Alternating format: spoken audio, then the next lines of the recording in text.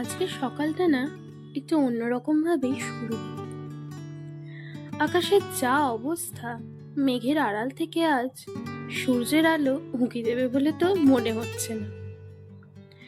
মেঘের ঘনঘটা থেকে মনে হচ্ছে পরিবেশও আমাদের মতো মুড সুইং করতে শিখেছে।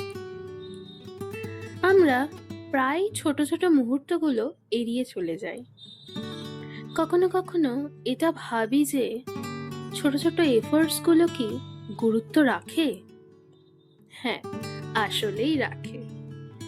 এই যেমন কারো মুখে হাসি ফোটানো বা কারো গুরুতর কোনো সমস্যার সমাধান করা অথবা কারোর মন হালকা করা, এইগুলোই তো আসল আনন্দ। আমি সবসময় চাই যে আমার নামের অর্থ বহনকারী একজন মানুষ হতে। মানুষ তো রোজকার ব্যস্ততায় নিজের অস্তিত্বটাকে ভুলে যেতে বসেছে।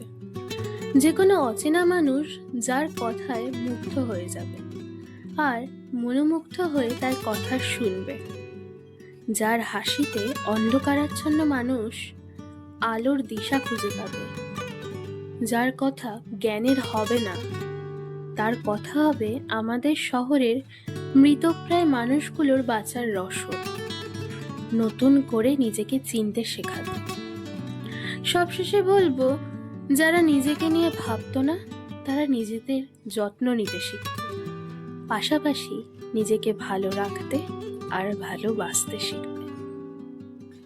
নমস্কার, আমি নন্দিতা।